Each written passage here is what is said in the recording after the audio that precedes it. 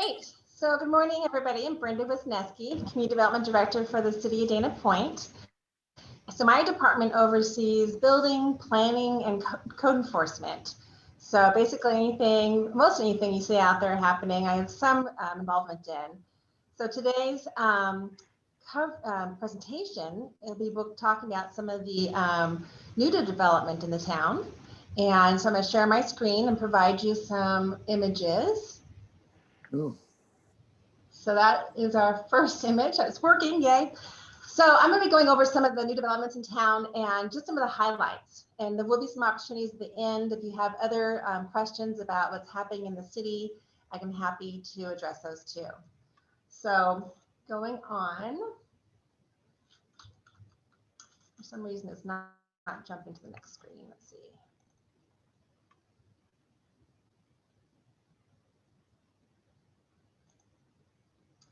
Let's try that one more time. There we go. Let's see.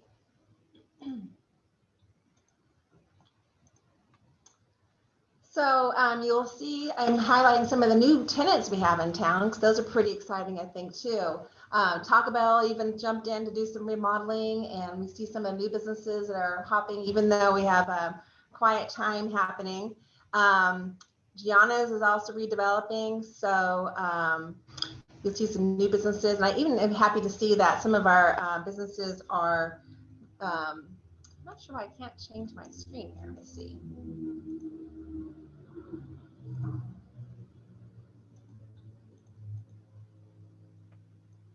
Maybe try the screen share once more. I think so. Sorry about that. Let's see.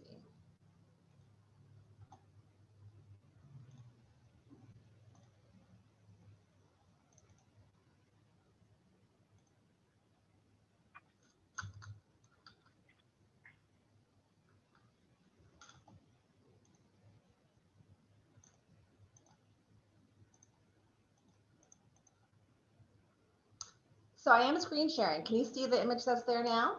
Yes. Okay, good. All right. So now it's not moving though.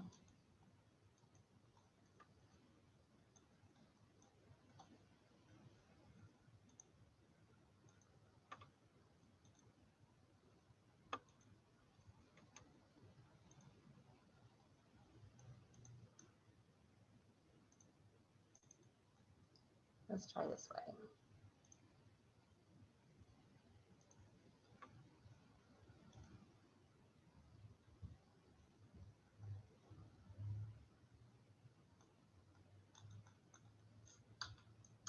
Do you see the outdoor dining picture on there? Yes. Okay, so back to outdoor dining. And we have, so I think I'm sharing maybe the wrong one. So then some of the new development we have in town. I want to go over some of the projects that are under construction, projects approved, and projects that are under review. So some of the projects you have seen on the streets that are actually under construction. Obviously, the Prado West is the biggest one that's happening right now. And we see that here we actually have Amber Lantern. It is paved, it is looking beautiful, and we hope to have that open the next couple of months. They're redoing or finalizing some of the finishes. So what you'll see in the near future is actually the middle building, the building that's off Amber Lantern that's shown here. That's going to be the first that's going to be available for occupancy. And they're shooting for February actually to have that happen. So, and you'll see some of the other buildings that are coming online shortly thereafter. So it's a mixed use project, and you've seen maybe some of the images of the residential units online. They are beautiful, and my understanding is there's some interest already in people wanting to rent those. As far as the tenants, we also hear some exciting interest in having a potential restaurant and another brewery on Del Prado side. Chase Bank is currently the only bank or the only tenant that has received discretionary permits to occupy, and they're actually in plan check.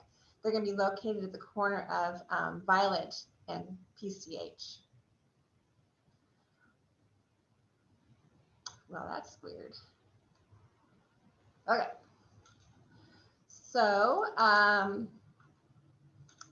the next biggest project you see happening in Town Center is Vista Del Mar. This is another mixed-use project, 39 units in this situation, and also subterranean parking, which allows for a good-sized development that is going to be at the corner of Golden Lantern and Coast Highway. As you see out there now, we have an impressive hole in the ground, but the project is going very smoothly. And I know with the Prado West, we were concerned about some of the time frame it took for that project to be constructed.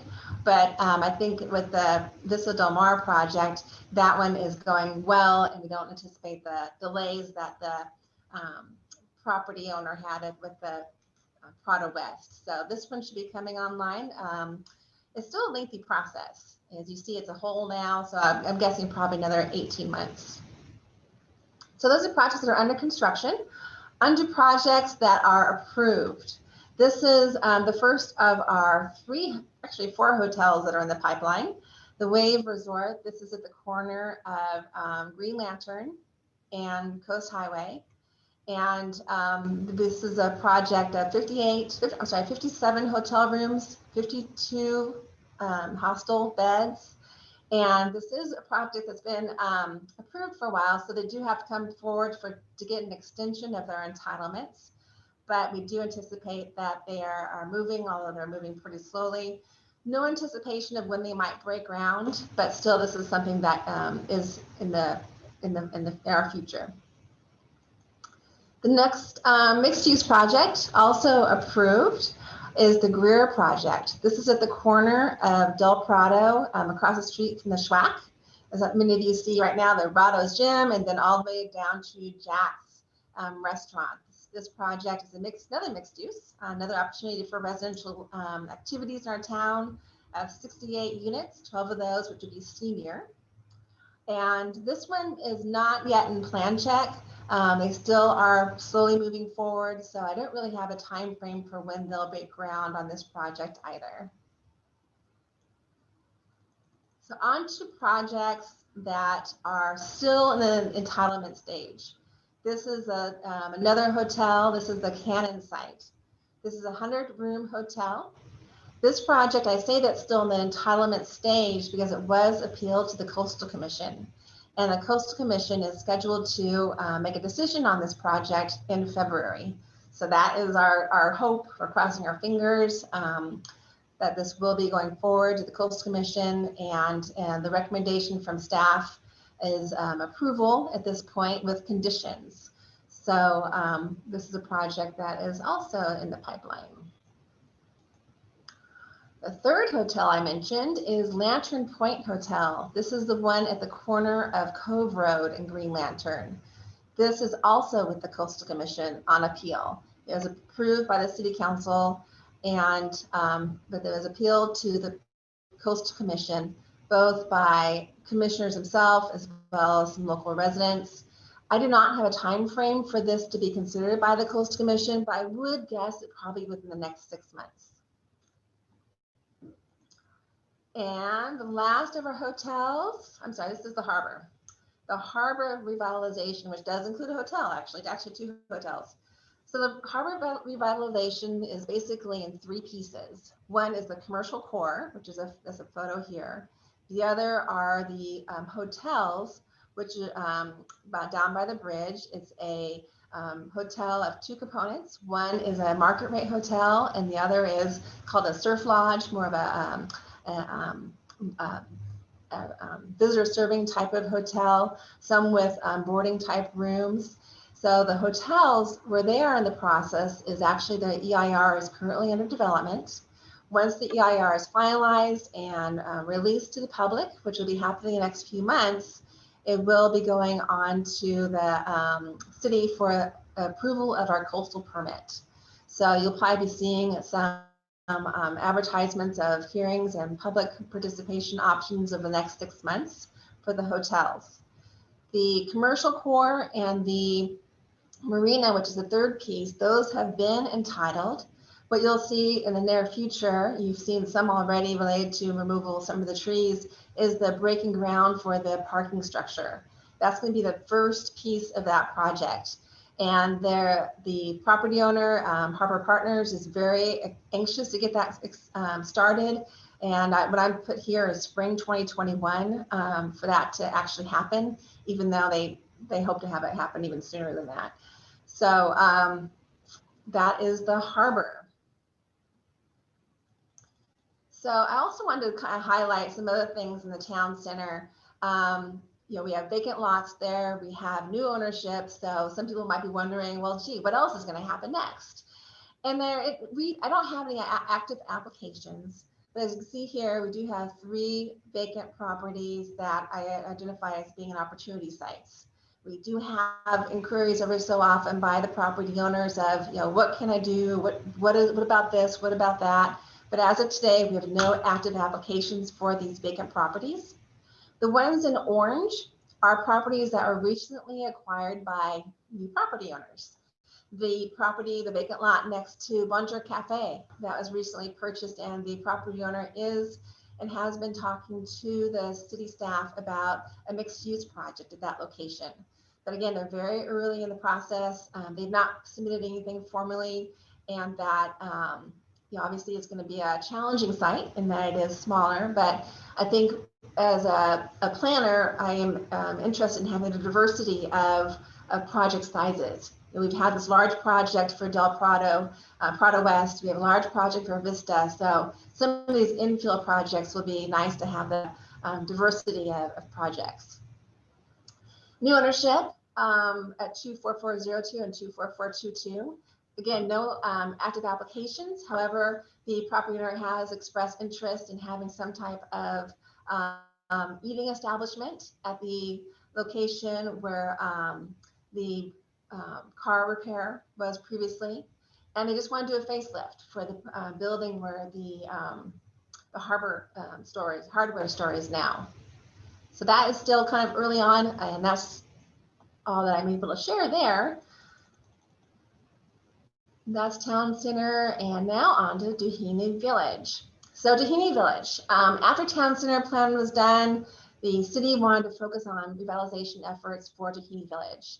And a lot has happened since that initial effort, but where we are today is basically wanting to develop a zoning code or regulations that allow greater flexibility of development in an area, at the same time trying to legalize some of the existing uses and building sizes.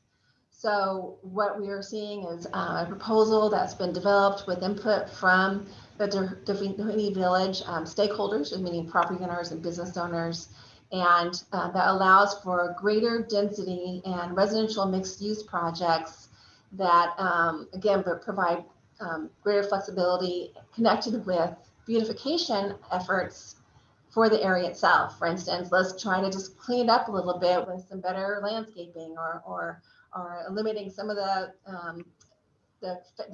fencing. Perhaps even a mural program has been presented in draft form. So what you'll be seeing in the next few months is, we've been developed this draft concept really at the Doheny Village level. So now we want to go back out to the community and get a broader presentation to the group, to the community, to see what everybody else thinks about it before we actually take it to hearing.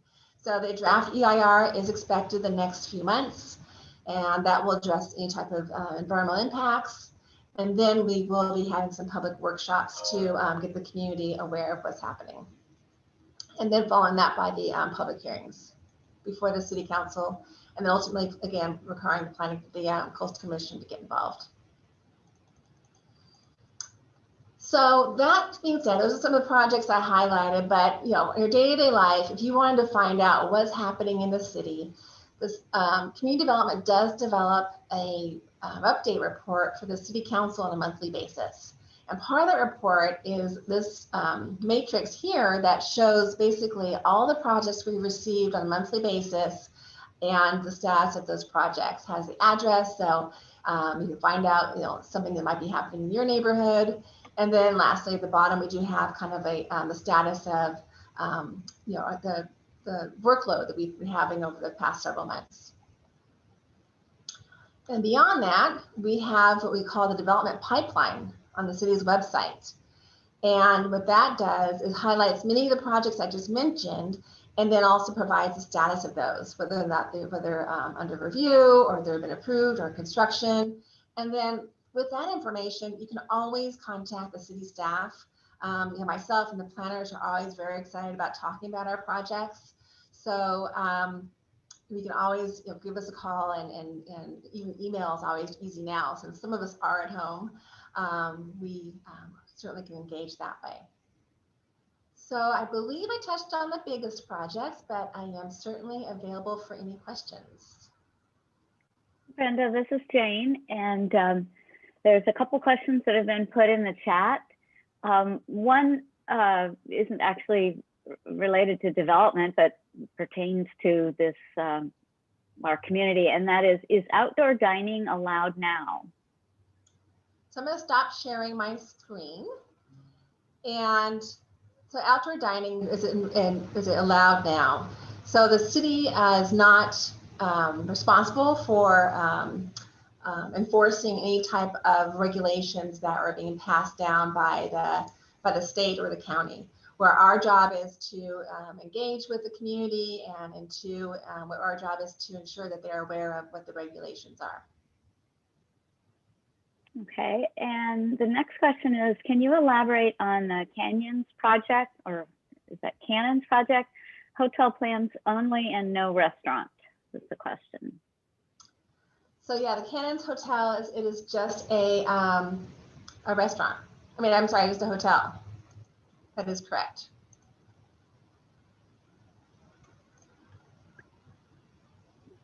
Are there any other questions? If someone raises their hand, I could call on them or put more questions in the chat. Yeah, let me clarify, Jane. I'm sorry. I'm just looking at my summary for the Cannons Resort. It's a 100-room hotel and includes a restaurant and coffee shop. My apologies. Okay. My question, where's the footprint to that? Is it on an empty lot, or does it take out some of those houses that are up there? So it's entirely on the Cannons restaurant site. It's going to be utilizing the restaurant that will be demolished and built at that property. Oh, someone else said, with so many hotel projects coming, why is the city wanting to expand the short-term rental project in residential areas?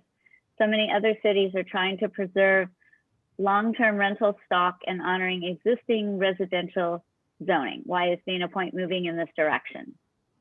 I'm glad you brought that up. That's an initiative that we have for this year. And there really isn't an answer as to what direction we're going with short-term rentals.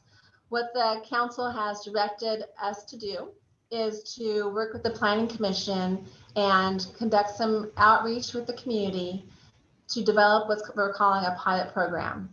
And what that program will look like is to be seen.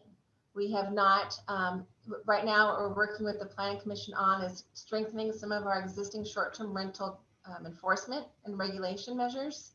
And then we'll be developing what the pilot program would be.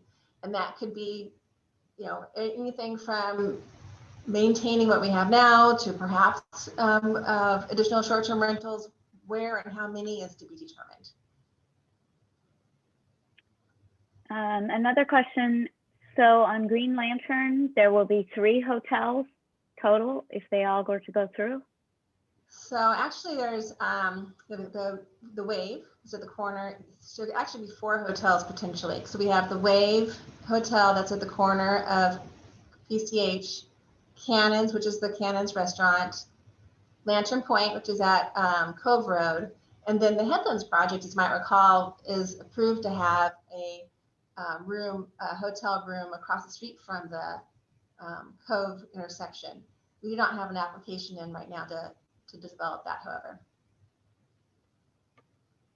Okay, let's see. Let me scroll back. What is planned for the Ganault property? Maybe does that mean Ganault? Ganault? I know what they're talking about. Okay. So Bell Lumber, it sounds like some of you know, is going to be moving to the city of San Juan Capistrano, where the cars are being stored now on Stonehill. So that property will become vacant, and don't know what the plan is as far as the property owner. If it's going to be, I'm assuming it's going to be sold. The Doheny Village plan, what's envisioned is that we will rezone it to allow for it to be a mixed-use residential commercial property. But we don't know what is going to be proposed long term. Our job as a city is to try to create opportunities for development, not to require it. Okay. The person said, I have a question regarding the hotel in Green Lantern that will have hostels. Will it still be a high-end hotel? So that is the Wave Hotel. And yes, it'll have 57 market rate rooms, and the rest will be 52 bed hostel. Let's see. Another question says, further clarification on the plan for the vacant property on the southwest corner of Del Prado and Violet Lantern. Was that one of your puzzles? I can't put that in my head. The Violet Lantern. Oh, okay. Yeah, that's one of the ones I have vacant. The question was whether or not we have plans for that? It just asked for further clarification.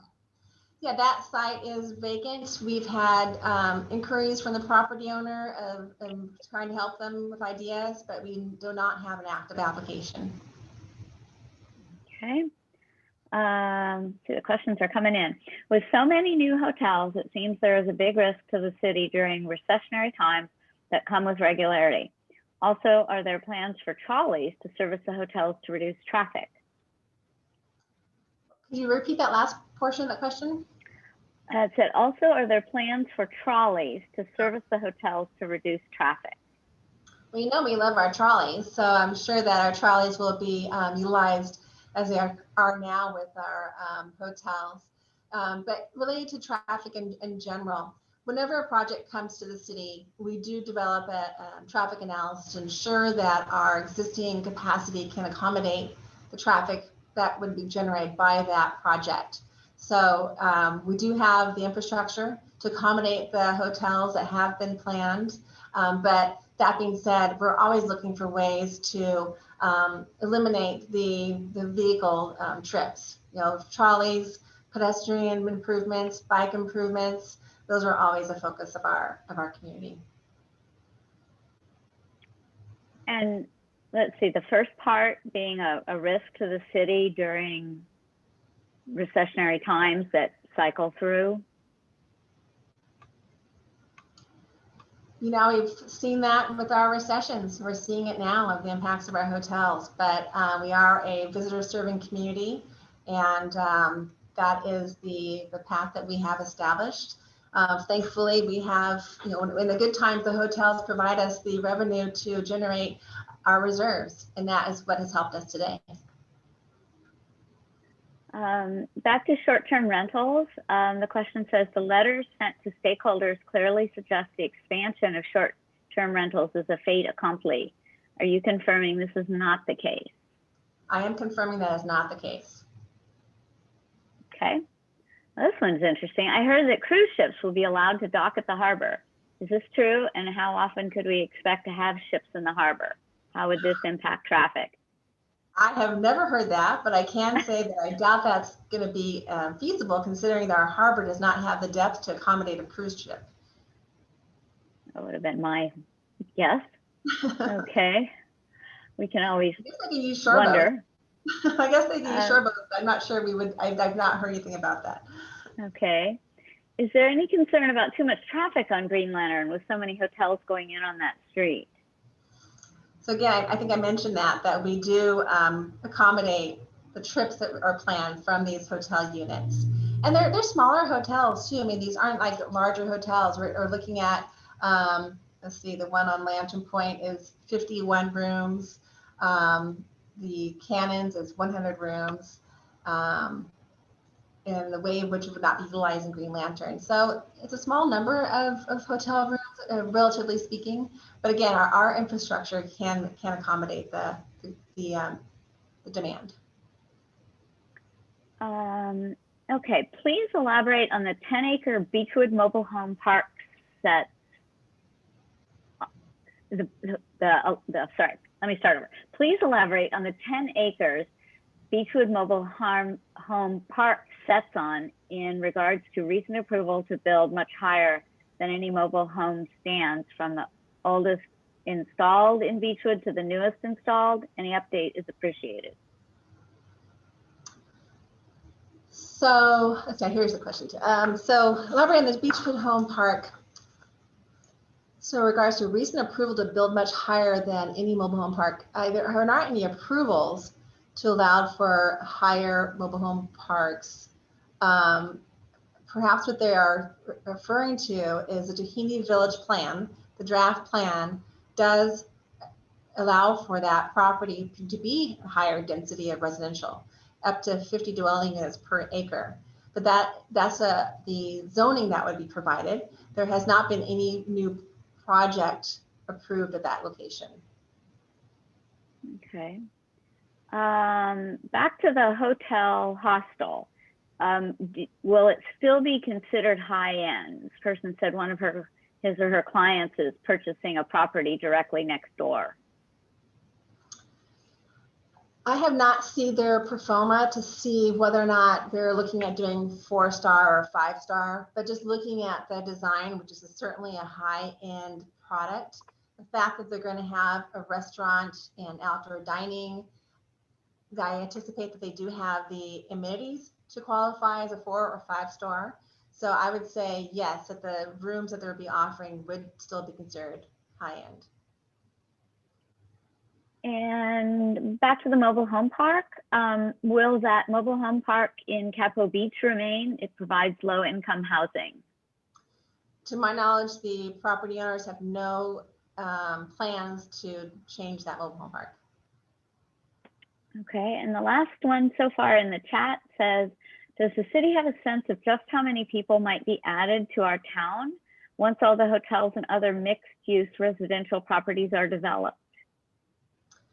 So I have not seen any projections as far as number of visitors that might generate increased. But as I mentioned, when we develop our projections, we do look at traffic impacts. When we are looking at new residential development, we anticipate additional population and employment as well.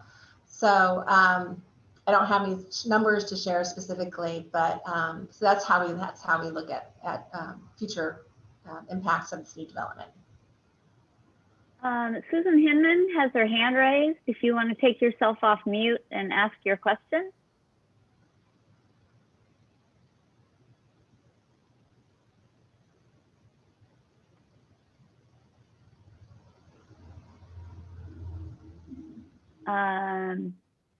Susan, you keep trying to unmute, and I'm going to ask, there's 2 more questions. Oh, wait, no, she's unmuted. Susan, go ahead.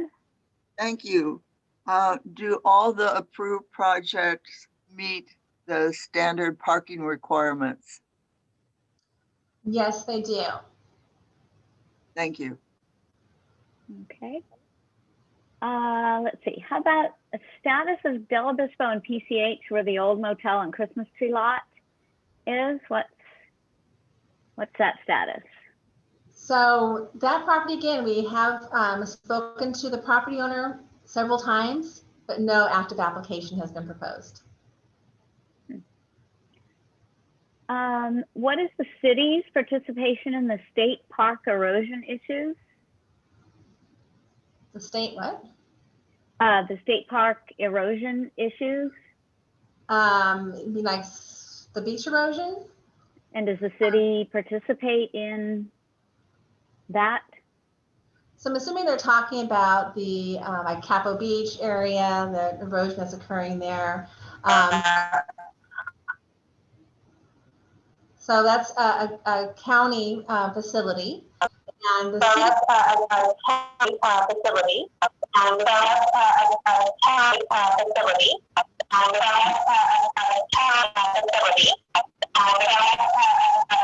I don't know what. Yikes. Huh. I don't see anybody unmuted. I don't know what happened there. Okay, go ahead. Okay, that was okay. So that is a county facility. The area that we have the greatest amount of erosion is happening at Capistrano Beach, and the city has been involved in the improvements that the county is proposing in that location, because we also have infrastructure there. We have sewer lines. We have the bike path that we're interested in ensuring that it is maintained. So our role has been very much trying to support the county in their efforts. Let's do a couple more. Let's see. Does the new zoning for Doheny Village allow for new dwelling units that are 50 feet high at the trailer park site? Can you confirm that? So the trailer park is considered 50 dwelling units or residential units per acre. That's the number of units you can have on the site. The height of the property, I think the maximum height is 40 feet. Okay. Well, I don't see any other hands raised. So I thank you, Brenda, and I'm going to pass you to Terry. We have a little more content after your presentation and questions, but thank you, Brenda. Thank you. Yeah, Brenda, that was terrific. Thank you very, very much. I'm sure everybody enjoyed that, because a lot of, you see boards going up downtown and you just don't know what's going on in these places. I have one question though before I continue. Any movement on the hotel that's at the foot of Palisades? So Seaside Inn, as some of you might have seen, there are some activities underway. So that's after a lengthy court process, which we're not done with yet. They are approved though to do some remediation of the property. They have building permits to remedy some of the nuisances that we have had concerns with, and that will result in them bringing the property back to its historic condition. Great. And then just one more. I noticed that they fixed the roof on the original sales office from Woodruff in the beginning of the couplet by Ruby Lantern. I presume that building will remain. Yes, they have done some revitalization to pretty much address some of deferred maintenance, but they really have done a good job in maintaining its historic integrity. And my understanding is they wanted to do that just to generate a little more interest in future tenants, because the plan is to ensure that building is maintained. Terrific. Well, thank you very, very much again for the third time. You were great, and you are great. So, and welcome back to our city, as I mentioned before everybody got on. Barbara Johannes was going to give us an update on the Historical Society. Barbara, are you with us?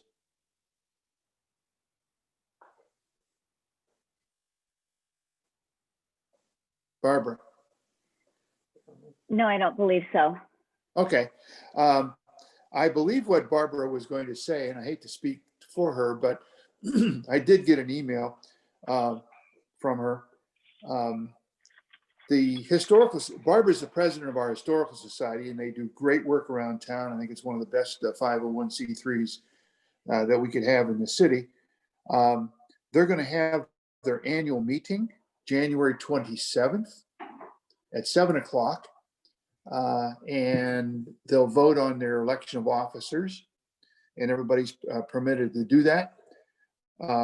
That's a member. And then followed by that, and I think this is something else that many people would be very interested in. I know certainly I am. They're going to have Eric Jessen give us the history of the county parks in Dana Point, which is going to be very, very interesting. And anybody that wants to know more information on how to get involved, check out their website. Just Google Dana Point Historical Society. Their newsletters are posted on there.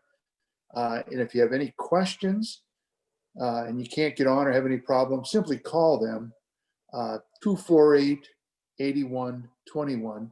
is the telephone number in the 949 exchange, 248-8121. And I'm sure they can get you whatever information you want if you wish to join that meeting. That will be on Zoom. It's typically a potluck, so I guess good luck on that on the Zoom, but we'll all be ready for that. So, Terry, I was just told that Barbara is actually on. oh, great. I see her. She's on under her husband's name. Let's see if I can ask her to unmute. Great. Maybe she could say a word. Sure. Now you're unmuted. Please go ahead.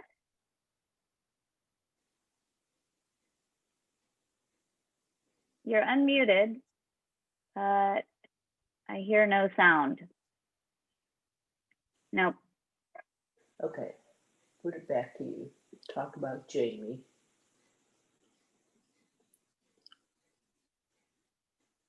No, Barbara? Her audio is not coming through. I apologize to everybody for our little technical glitch there. But thank you for the information, Barbara. Hopefully I covered it properly and gave people an update on what's going on there. The annual meeting, January 27th, the Dana Point parks in the county parks in Dana Point, be better said. And Eric Jessen's going to give us that update on that, which is going to be very, very interesting. So I'm looking forward to that, and I'm sure you are too. With that, next month, the third Friday in February, we will have our mayor, Jamie Federico, also give us an update on what his plans are for the city. And maybe you can, I'm just kicked off. I don't think I'm on anymore. Keep talking, Terry. Okay, I'm sorry. All of a sudden my screen went blank. So Jamie Federico is going to speak next month, the 15th.